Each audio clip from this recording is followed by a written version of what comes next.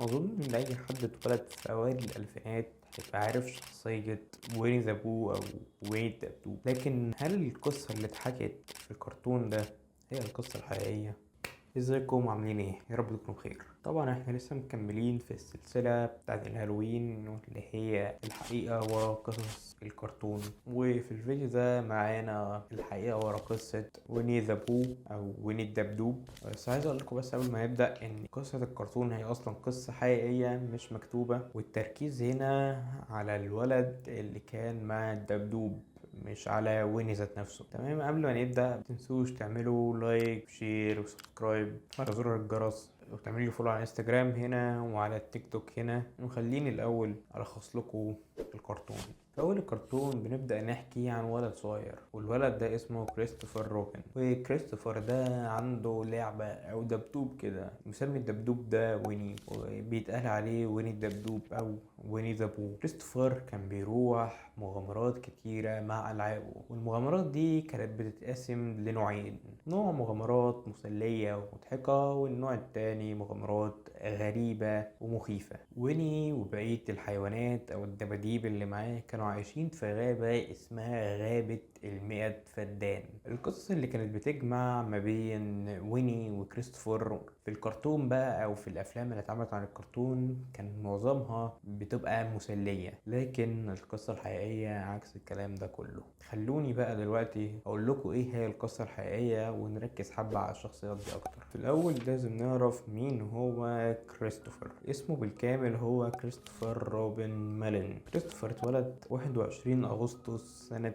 1920 في مدينة تشيلسي في بريطانيا، وكان عايش مع أبوه واللي اسمه ألين ألكسندر ميلن. كان كاتب قصص أطفال، وأمه اللي اسمها دورثي وكانت ربة منزل. لما كان كريستوفر عنده سنة أمه عطته هدية، والهدية دي غيرت حياته للأبد. كانت دبدوب صغير كده لونه بني. من أول لما كان عمر كريستوفر سنة لحد 9 سنين كان بياخد الدبدوب ده معاه في كل حتة. ودورثي اللي هي أمه كانت بتقول إن هو ساعات كان بيرفض ياكل أو يشرب أو ينام لو الدبدوب ده مش معاه. وفي يوم كريستوفر زار حديقة الحيوانات وشاف هناك دب حقيقي لونه أسود، والدب ده كان اسمه ويني بيج. كريستوفر كان عاجبه الدب ده لدرجة إنه سمى الدبدوب بتاعه ويني، واللي هو كان اختصار لويني بيج. حياة كريستوفر في البيت كانت حياة طبيعية لأي حد في سنه، لكن حياته بره البيت بقى هي اللي كانت صعبة. كريستوفر كان بيتعرض للتنمر في المدرسة علشان كان أقصر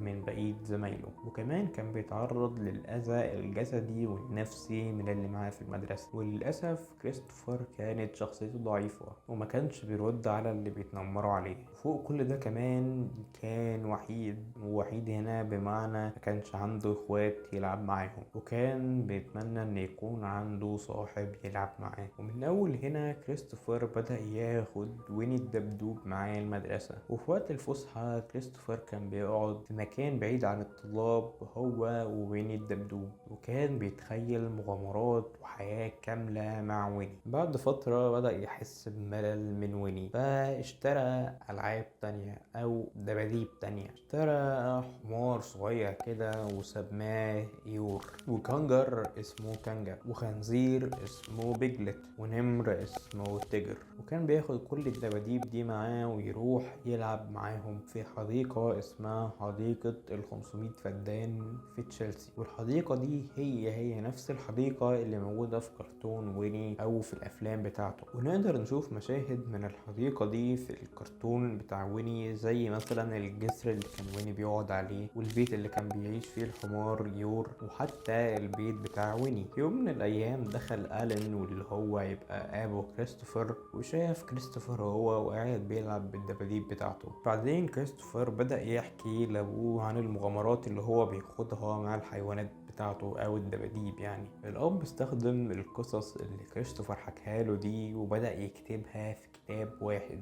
والكتاب ده اسمه ويني ذا بو على اسم الكرتون. ونشر الكتاب ده سنة 1926، يعني هو وكريستوفر عنده 6 سنين بس. الكتاب بدأ يتشهر بطريقة غير طبيعية. كل الصحف والمجلات ما كانتش بتتكلم عن حاجة غيره، واكتر حاجة كانوا بيتكلموا عنها هي القصة بتاعت الكتاب واللي كانت مستوحاة من قصة حقيقية، اللي هي قصة كريستوفر روبن. اسم كريستوفر اتشهر وبقى معروف في كل مكان، ولكن للأسف الشهرة دي كان ليها تأثير سلبي على كريستوفر. بعد الشهرة كريستوفر بقى بيتم التنمر عليه أكتر من الأول، وحالته النفسية اتدهورت جدا. كريستوفر كان عنده دفتر كده بيكتب فيه مذكراته، والدفتر ده على طول كان بيكتب فيه كلام وحش عن نفسه. كريستوفر للأسف ما كانش عنده ثقة في نفسه، وكان على طول بيشوف ان كل اللي حواليه احسن منه واذكى منه، وبسبب الحوار ده ما بقاش يثق في الناس بشكل عام.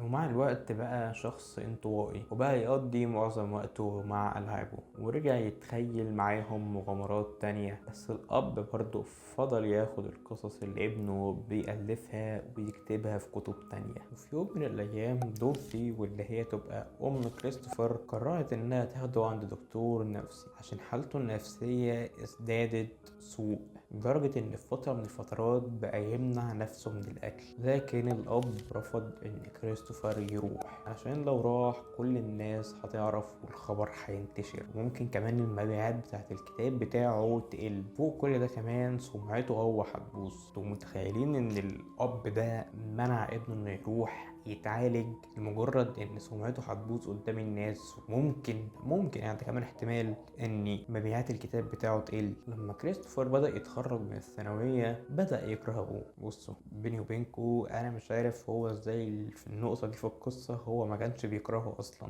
يعني بعد كل اللي هو عمله معاه ده. ولا عادي، خلونا نكمل. كريستوفر بقى بيكره ابوه علشان ما ساعدهوش لما كانت حالته النفسية وحشة، وكمان كان بيكره كتاب ويني ذا بو اللي ابوه كتبه، لدرجة ان في مرة من المرات دخل مكتبة في مدينتهم وقطع كل الكتب اللي موجودة بتاعة ابوه، وبالتحديد كتاب ويني ذا بو. قطعهم علشان من وجهة نظره الكتب دي هي سبب تعاسة حياته. وكمان في حاجة لازم اقولها هنا، كريستوفر ما خدش ولا جزء من الارباح بتاعة الكتب اللي ابوه عملها، عشان هو صاحب الملكية الفكرية، بس هو ما خدش من ابوه حاجة. حتى فلوس المقابلات اللي مع الصحف والجرايد ما خدش منها حاجة، مع انها كانت بتبقى مقابلات شخصية مع كريستوفر، بس ابوه اخد كل الفلوس في جيبه. بعد سنين كريستوفر بيتخرج من جامعة كامبريدج، وفي اخر سنة في الكلية بيتجوز واحدة اسمها ليزلي. فضل عايش حياة هادية مع مراته بعيد عن دوشة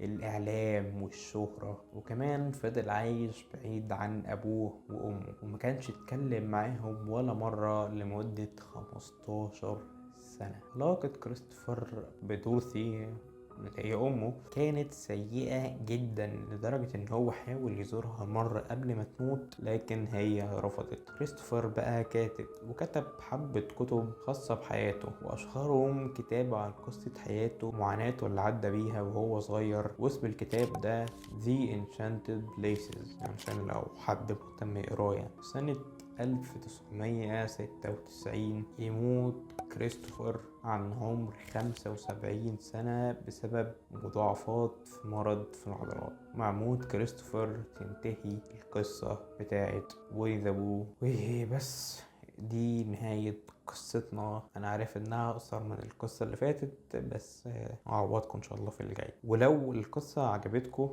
اعملوا طبعا لايك، واعملوا سبسكرايب للقناة وفعلوا الجرس، واعملوا شير لاصحابكم يمكن يعجبوا المحتوى اللي انا بقدمه. عندك اي افكار ليا تقدر تكتبها لي تحت في الكومنتات، ولو قدرت اعملها هعملها. بس قبل ما انهي، لو عجبتكم القصة في فيلم معمول عنها تقدروا تروحوا تشوفوه. فيلم اسمه جود باي كريستوفر روبن من بطولة ويل تيلستون ودومنا جليسون، مش عارف بنطق اسمه صح ولا لا، ومارجو روبي. تمام بس كده، سلام.